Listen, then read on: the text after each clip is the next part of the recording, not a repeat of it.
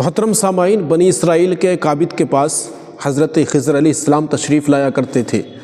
یعنی وہ بہت عبادت گزار تھا، اللہ کا نیک بندہ تھا، نمازیں پڑھتا تھا، روزے رکھتا تھا اور اللہ رب العزت کے حکم پر عمل کر کے اپنی زندگی کو گزارتا تھا۔ بڑا عبادت گزار عابد و زاہد آدمی تھا۔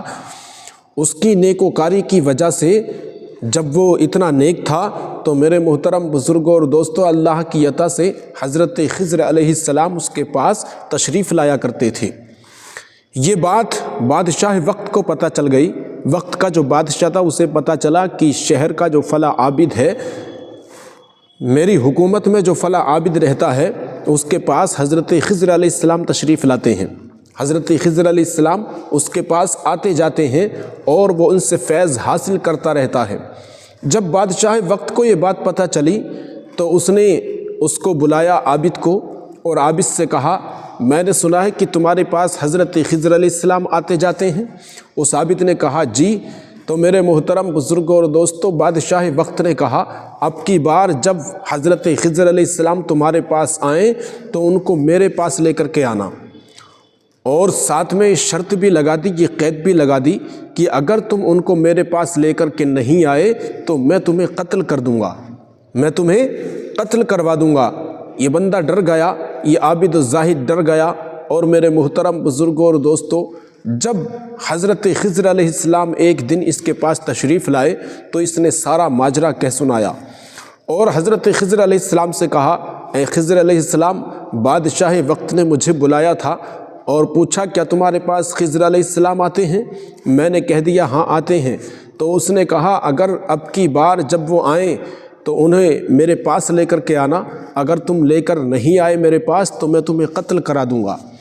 حضرت خضر علیہ السلام نے جب عابد کی زبان سے ان باتوں کو سنا تو حضرت خضر علیہ السلام نے فرمایا، چلو اس بادشاہ کے پاس چلتے ہیں، گھبرانے کی ضرورت نہیں ہے، ڈرنے کی ضرورت نہیں ہے۔ اس عابد کے ساتھ حضرت خضر علیہ السلام بادشاہ وقت کے دربار میں پہنچے۔ بادشاہ کا دربار لگا ہوا تھا۔ بادشاہ بولا، کیا آپ ہی حضرت خضر علیہ السلام ہیں؟ تو آپ نے فرمایا، جی۔ بادشاہ وقت نے کہا، تو پھر ہمیں دنیا کی کوئی عجیب بات بتائیے، ایسی عجیب بات جو عقل سے باہر ہو، کبھی آج تک میں نے سنی نہ ہو۔ حضرت خضر علیہ السلام نے ارشاد فرمایا، اچھا لو تو سنو، ایک عجیب بات میں آپ کو بتاتا ہوں۔ میں ایک شہر سے گزرا جو بڑا خوبصورت تھا، بڑا عمدہ تھا، بڑا بہترین شہر، بڑے وسیع و عریض علاقے میں وہ شہر آباد تھا۔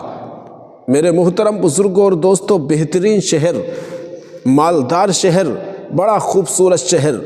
جب میں 500 سال کے بعد وہاں سے گزرا، جب میں 500 سال کے بعد پھر اسی شہر کے علاقے سے گزرا تو میں نے دیکھا وہاں شہر کا نام و نشان تک نہ تھا، بلکہ ایک جنگل تھا، اور اس جنگل میں ایک شخص، ایک لکڑہارا لکڑیاں چن رہا تھا۔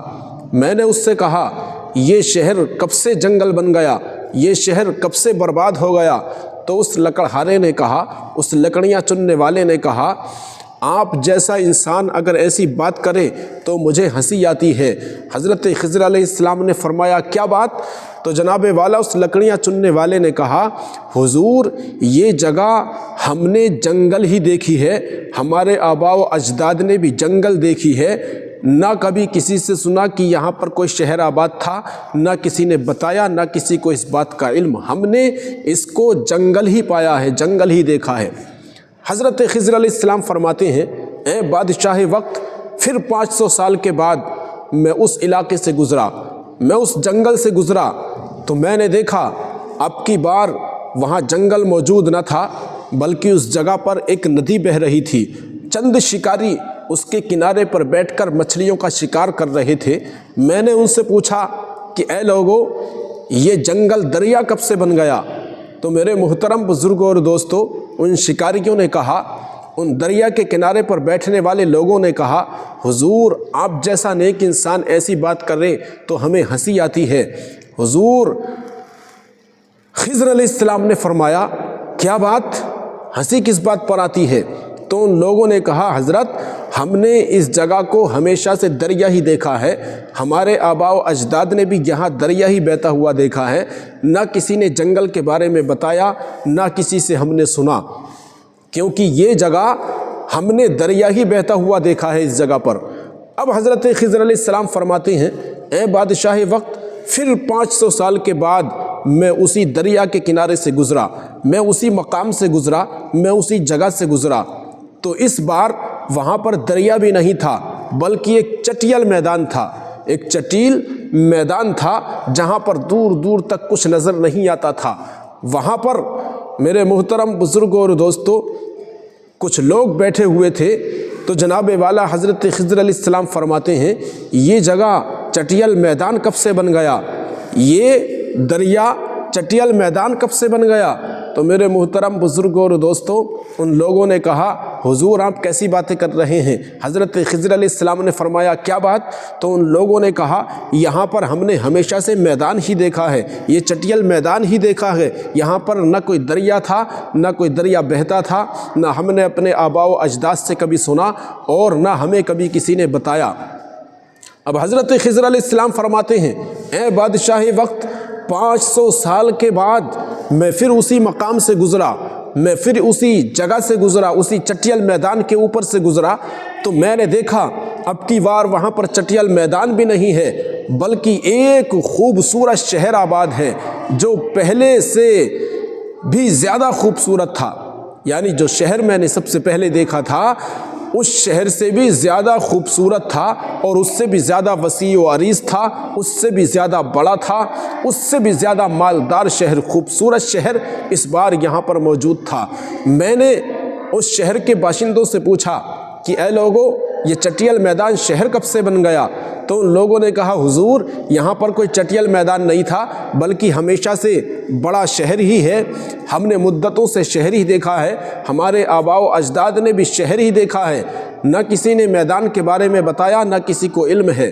تو میرے محترم بزرگوں اور دوستوں حضرت خضر علیہ السلام فرماتے ہیں یہ بے ثباتی دنیا ہے، آج کل ہے تو کل کچھ ہے، پرسوں کچھ ہے، اس سے اگلے دن کچھ ہے۔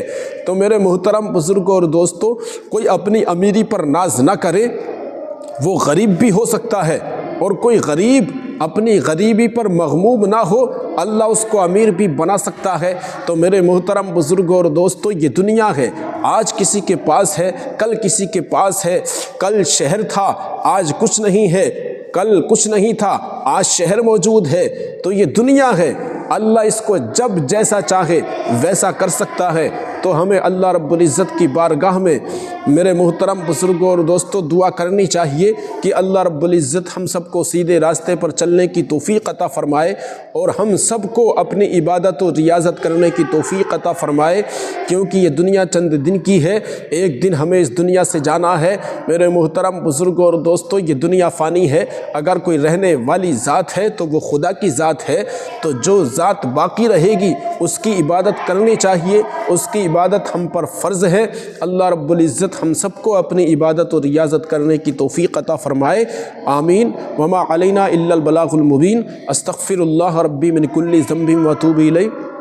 ایک مرتبہ کلمہ شریف پڑھ لیں، لا الہ الا اللہ محمد الرسول اللہ صلی اللہ تعالیٰ علیہ وآلہ وسلم۔